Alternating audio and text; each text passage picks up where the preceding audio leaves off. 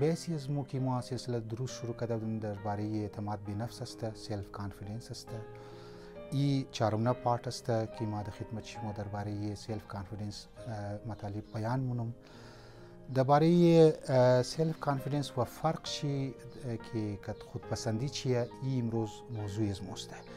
مو درباره خودپسندی و انسان هایی که خودغرض است یا مغرور است برای ابیلیتی خو، برای بعضی از خصوصیات و صفات خو که ناز مونه و در روح دیگه میکشه واقعا دمنی اسلام برایشی مذمت شده و روایات هم بسیار زیاد محکوم کرده.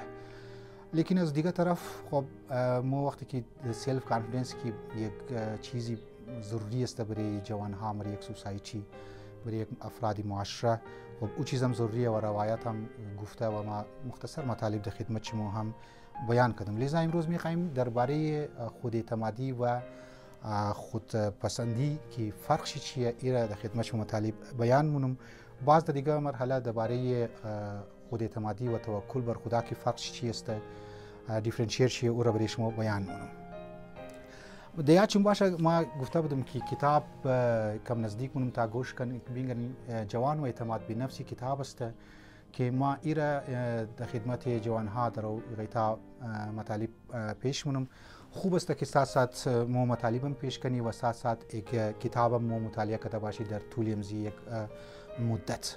خب بحثی از مو که امروز رسیده در صفحه 17 است که فرق اعتماد به نفس است و با خودپسندی.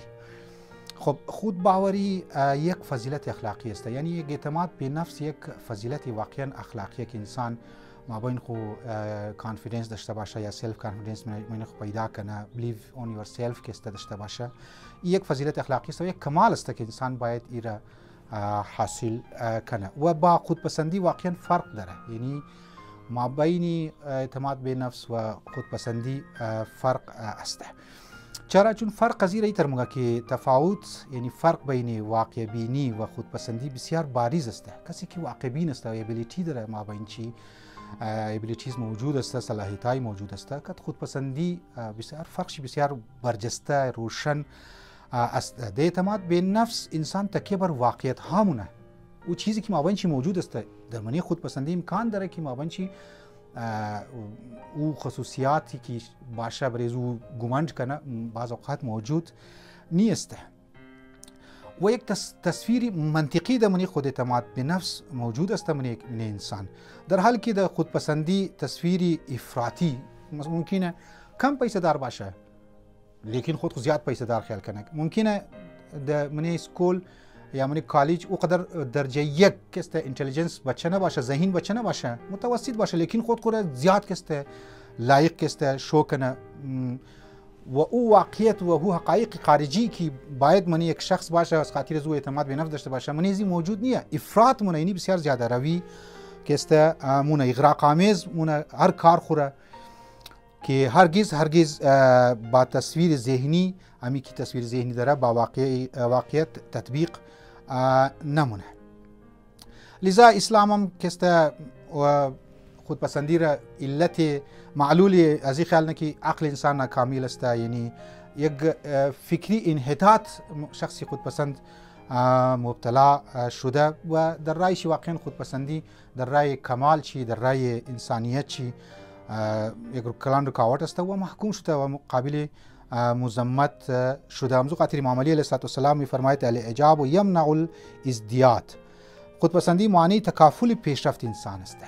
خودپسند انسان که خودپسند باشه واقعا چون که برای ذات کو گمند مونه دیگه از او بعد سعی کوشش نمونه، در حالی که یک کسی که اعتماد به نفس داشته باشه امکان داره مابین چه چیز موجود نباشه، لیکن امو ابیلیتی را از هارد ورک کو، از مهنت کو، از مستقل مزاجی خو، از پشتکار او را پیدا کنه امو ابیلیتی را و بردم زو هدف خو یادم زو تارگت خو کسته برسه. اما انسانی واقع بین و ژرف اندیش، یعنی بسیار دقیق کست نگامونه به میزان توانایی خو میگم ما توانایی مدنزی فیلد ما صحیح است، فیلد فوتبال مثال بگر، فیلد کرکت بگر، فیلد کیمستری بگر، فیلد بیولوژی بگر، بریم زو نفس خو اعتماد مونه، برای ذات خو اعتماد مونه و کارهای خور کسته پیش موره و زو طرف او کاستی او کمبودی ها و او ضعف ها از اونام کس غفلت نمونه. ممکنه خودپسند انسان ضعف های منیش موجود باشه لیکن طرف از او توجه هیچ نمونه خالی طرف کارهای خوب و کارهایی که افراطی طور پر زیاده روی که بریشی اورم فکر داره طرف از او طرف توجه بیده. امزو خاطر میگه انسانی که خودپسند است و منش تواضع موجود نیه، لیکن انسانی که سلف کانفیدنس ما بینش موجود است و او از طرف امو خامیای خورم غفلت نمونه، کمبودیای خور غفلت نمونه، ضعفهای خور غفلت نمونه، منیزی خودگذشتگی هم هست. ما بین خودپسند انسان ها خودگذشتگی نیست، هیچ وقت معافی نمیخواه، هیچ وقت او معذرت نمونه از کارهای خود، چون که خود حق علمونه. لیکن او کسی که برای نفس خود باور داره و حقیقتا هم باور داره، او انسان خودگذشته هست. بخشش و عفو بخشش که است ما بینشی موجود است. انسان مؤمن امزو خاطر میگه انسان مؤمن دو صفت اعتماد به نفس و تواضع را همراه که است ما بینشی است. یعنی هم اعتماد به نفس است و هم تواضع همیشه ما بین انسان های اعتماد به نفس است. لذا مو باید خود جانچ پرتال کنی که ما بین از ما این تواضع موجود است در مقابل بندگان خدا، در مقابل مخلوقات پروردگار عالم، یا در مقابل شوهر در مقابل زن خو، زن در مقابل شوهر خو، مادر در مقابل اولاد خو، اولاد در مقابل مادر خو، دوستا در مقابل دیگه خو. تواضع ما بینش موجود است یا نه؟ اگر واقعا تواضع موجود بود و ساتھ ساتھ ایمو که ابیلیتی خوره که ما بینش پوشیده است برایش هارد ورک مونه، اونها را پروان چراو مونه، اونها را رشد میده، پس بفهم که این شخص واقعا در رای راست است. لیکن اگر فقط و فقط این هر مسئله را خود حق به جانب خیال مونه، لذا این انسان است خودپسند و مورد مذمت قرار گرفته. امام علی در وصف مؤمنان که استماعی موگه که نفسه اسلب من السلد و هو اذل من العبد. روح و روان مؤمن از سنگ سخت محکم تر است، در حالی که در رفتار با مردم از بندگان زر خرید افتاده تر است. یعنی چی مگه روح روان مؤمن که است سختترین سنگ ها هم محکمه، از کوکت سخت تر است.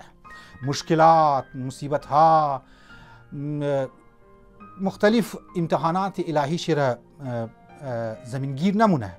لیکن واقعا در وقتی که کد مردم رفتار مونه، کد مردم روبرو مشنه، اونجی بسیار کسته این شخص متواضع هست و بسیار زیاد نرم خو هست، نرم دل هست.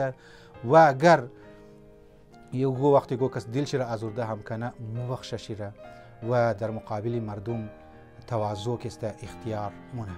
امیدوار هستم عزیزان من که مو صحیح معنی دین را بفهمیم و صحیح معنی صفات رذیله و صفات اخلاقی که خوب است اونها را فرقش را بفهمی و آهسته آهسته به طرف کمال بوری.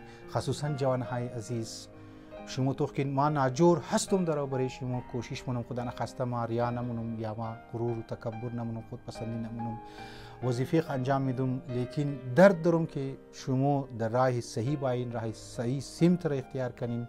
از ویدیو گیمز و غیره، از لبی تڑا و غیره، از لڈو و غیره، کریم بورد و غیره، تاش و غیره، از اینا که است خود بچاو کنین، زندگی خود طرفی صحیح سمت ببرین. انشالله امیدوار هستم که از وقت شما بهترین استفاده مونین و آهسته آهسته بعضی از مطالب را درباره سلف کانفیدنس و مسائلی که برای زندگی شما ضروری است اونها را هم نقطه نگاه دین را بیان مونم، هم نقطه نگاه نفسیت دانها را بیان مونم، روانشناس ها را بیان مونم تا شما زندگی کامیاب داشته باشین. التماس دعا و السلام علیکم و رحمت الله و برکاته.